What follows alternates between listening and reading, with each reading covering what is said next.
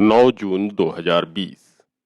निर्लज्जता, बेगैरत, बेशर्मी, बेहयापन, जितने भी शब्द हैं वे सारे के सारे कम पड़ जाएंगे अगर बिहार में गृह मंत्री अमित शाह की पहल को नाम देना हो। घर में लाश पड़ी हो तो क्या कोई दरवाजे पर जश्न मना सकता है? वो शख्स तो कतई ये काम नहीं कर सकता है जो उस मौत के लिए किसी न किसी रूप में जिम्मेदार हो। देश के गृह मंत्री रहते कोविड 19 महामारी से निपटने की सीधी जिम्मेदारी अमित शाह की थी, लेकिन पिछले 3 महीनों में वो बिल्कुल लापता रहे।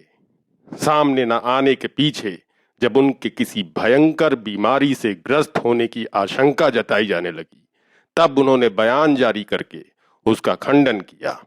उस वक्त भी उन्होंने सामने आना जरूरी नहीं समझा।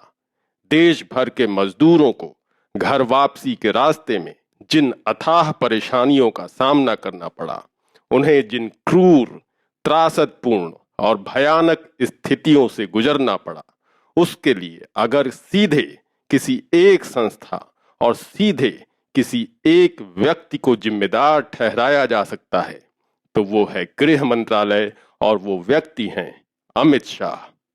क्योंकि ये वही मंत्रालय है जिसके तहत एनडीएमए आता है और जिसके नेतृत्व में कोरोना संबंधी पूरी व्यवस्था काम कर रही है।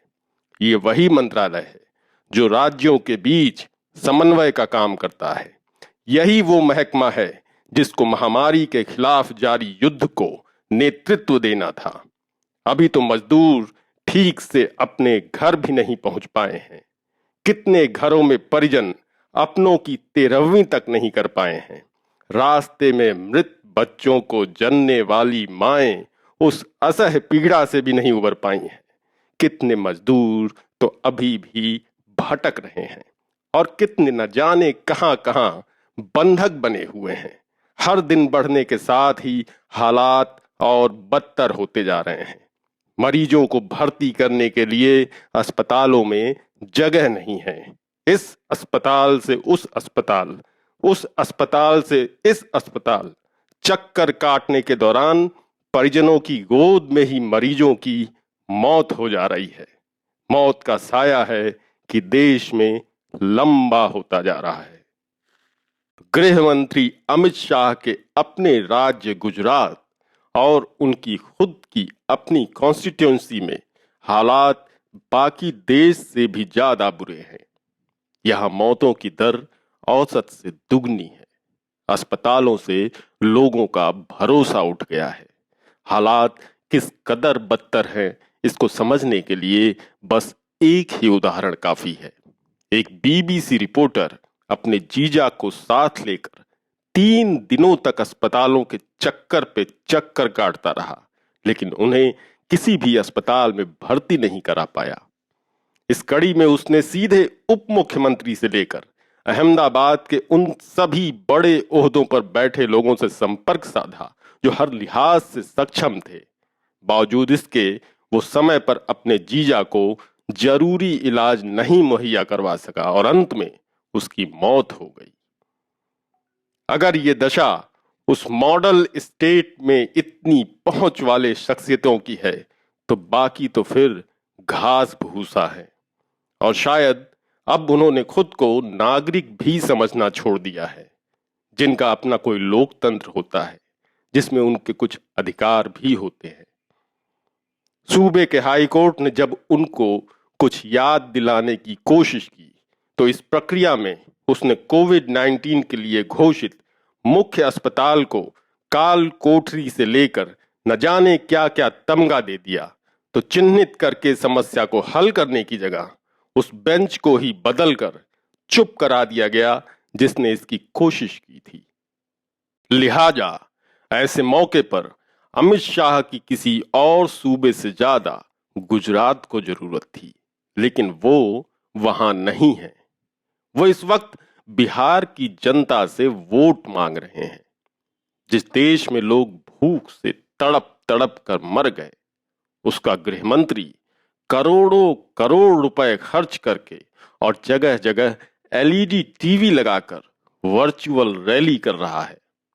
उससे जरूर ये बात पूछी जानी चाहिए कि यही एलईडी जगह जगह भटक रहे मजदूरों को उनके स्थानों से सुरक्षित उनके घरों तक पहुंचाने के लिए क्यों नहीं लगाई गई।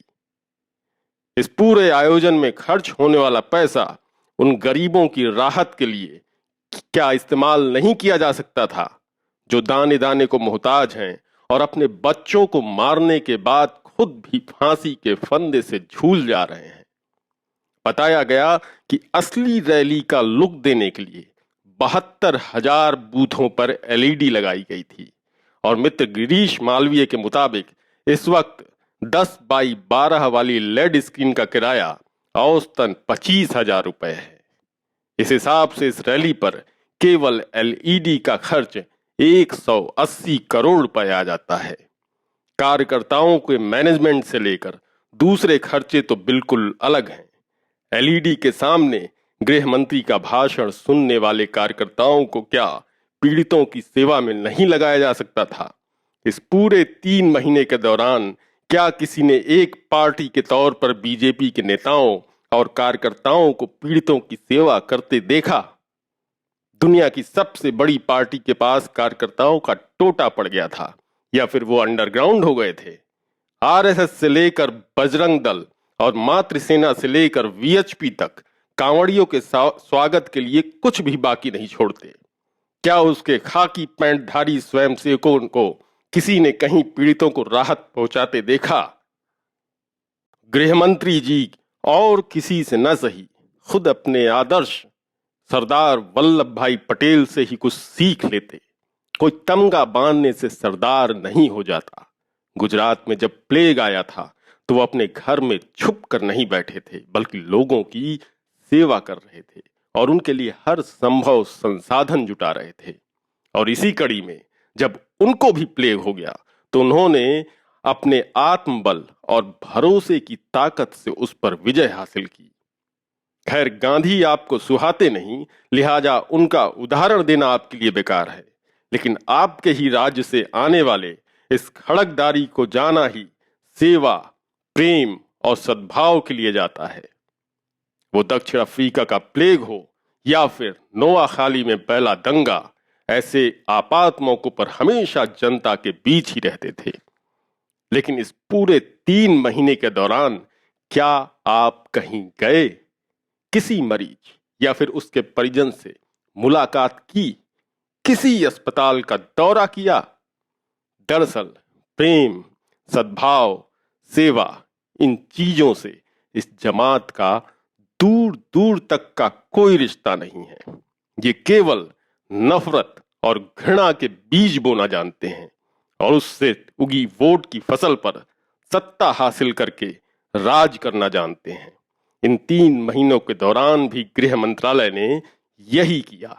उसे कोविड बीमारी से निपटने के लिए और उसके लिए हर संभव उपाय करने से ज्यादा मामले को सांप्रदायिक रंग देने और इस कड़ी में चुन चुन कर अपने विरोधियों और आंदोलनों में शामिल लोगों को गिरफ्तार करना जरूरी लगा।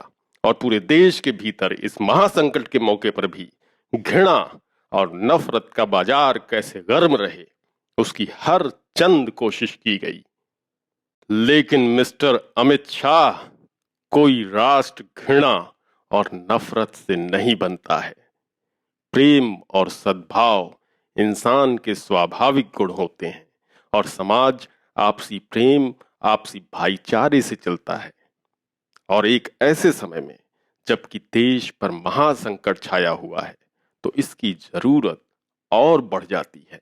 लेकिन आप बिल्कुल जरूरत के उलट काम कर रहे हैं। और अभी जबकि ये तय नहीं हो पाया है कि महामारी कितने लोगों की जीवन रेखा काट देगी, गरीब तो गरीब, आर्थिक संकट के चलते मध्य वर्ग तक के लोगों ने आत्महत्याएं शुरू कर दी हैं।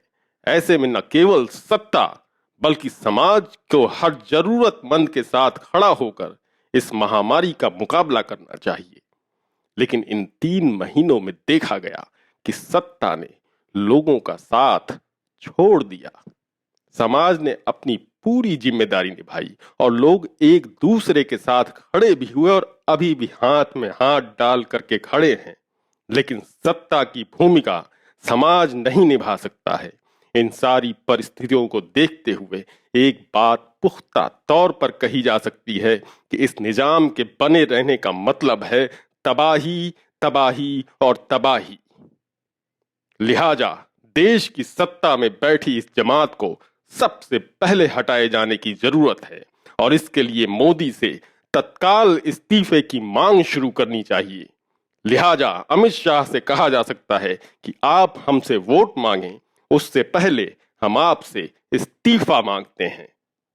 बहरहाल रविवार को 45 मिनट के अपने भाषण में अमित शाह ने न केवल अपनी उपलब्धियां गिनाई बल्कि विपक्ष पर हमले का कोई कोर कसर नहीं छोड़ा और कमियों को 70 सालों के शासन के मत्थे मढ़ दिया।